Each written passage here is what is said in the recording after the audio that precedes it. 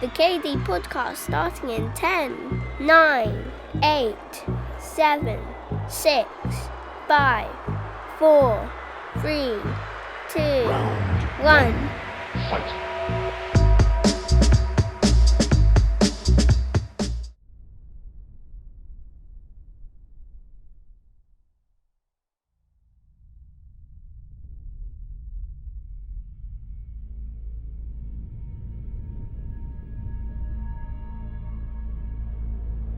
Let's suppose that you were able every night to dream any dream you wanted to dream. And that you could have the power within one night to dream 75 years of time.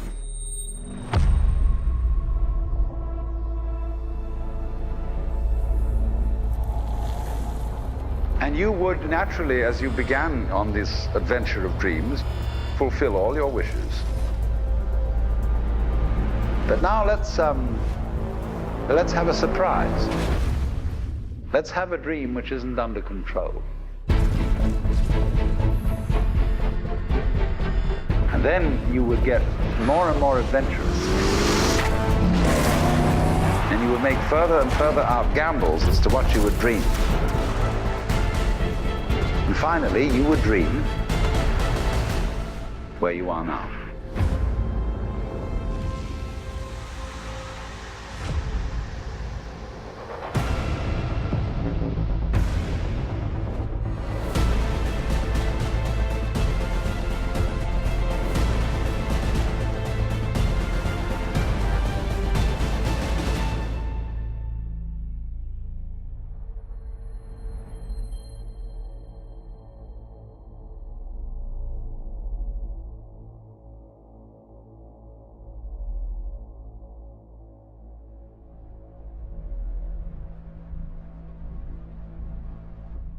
What are you saying, ladies and gentlemen, boys and girls? It's your boy Rough Diamond here. Welcome back to another video. So I haven't done one of these in a while, but after the news last night, Xbox's new next-gen console, I thought I'd do a quick one. I'm going to quickly just take a look at what the websites are saying, what the news outlets are saying, have a little look at specs and all that, and just have a little chat, really. So this is it.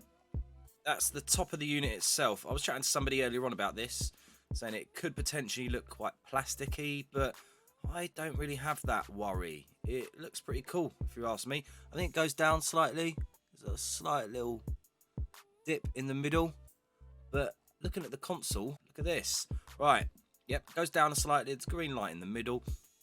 Looking at size of the thing, it doesn't look that much taller, or if the same height as the current smaller Xbox One, the S.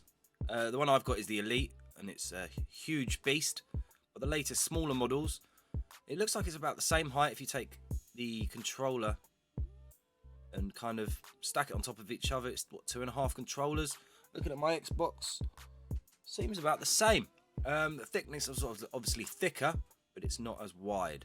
So if you half an Xbox and then fold it in half, I think that's the size. They say it can be horizontally laid down or vertically laid down like it is here, or on its side, which is pretty cool.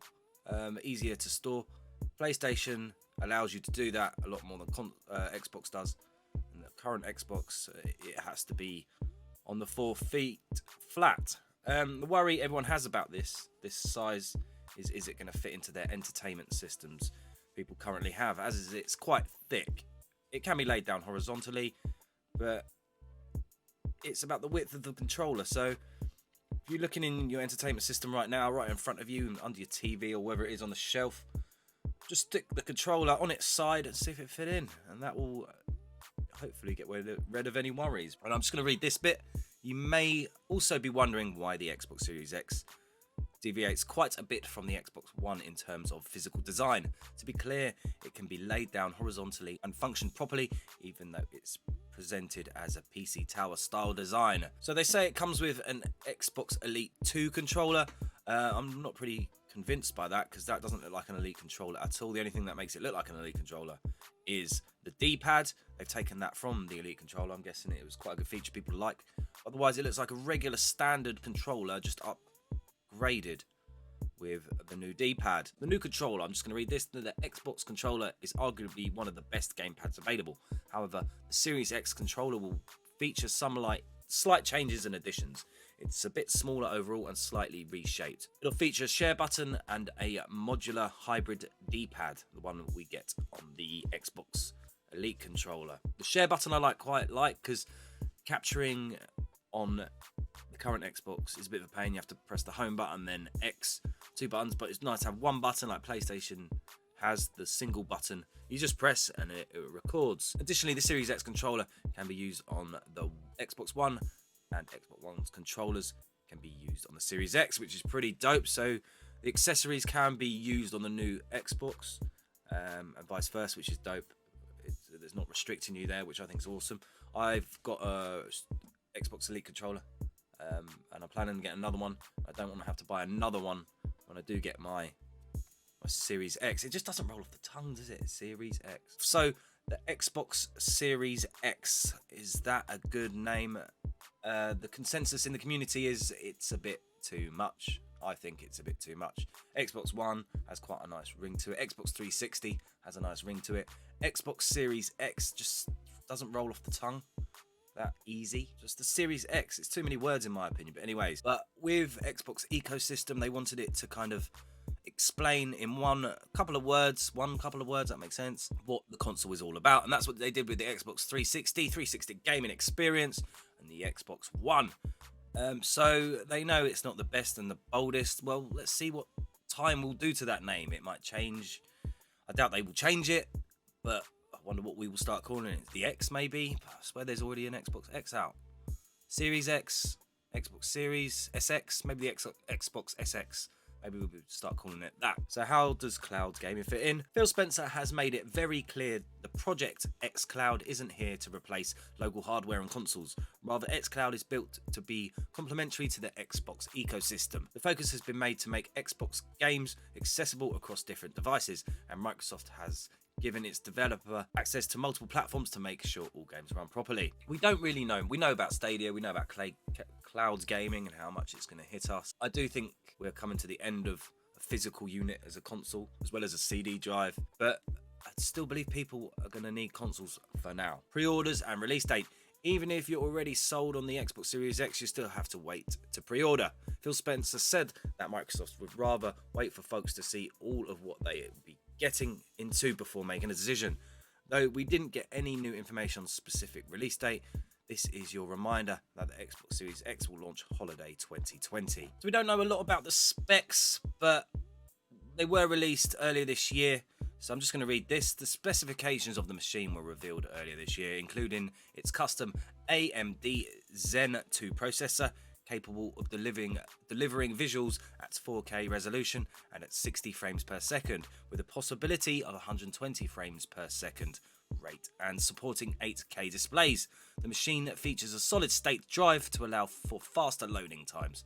According to Microsoft, it can be stood vertically or horizontally.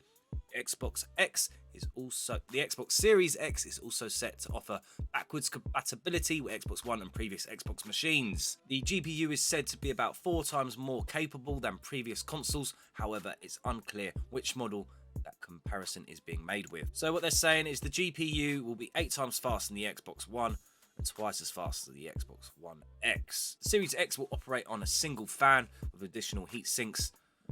So it'll be as quiet as the Xbox One X. That's pretty dope. So what will games actually look like? There was a few games revealed with the Xbox Series X. We don't really know much, really, to be fair, how and what it's going to look like graphics wise. But to be fair, there's not long till we find out. They're saying it's released in holiday 2020, so that's about a year away.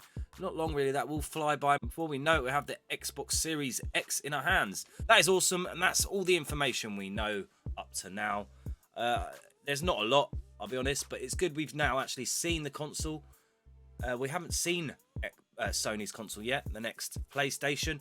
There's been some rumours, some leaks, some dev kit leaks out there, which it looks pretty well. I'll let you make your mind up for that one.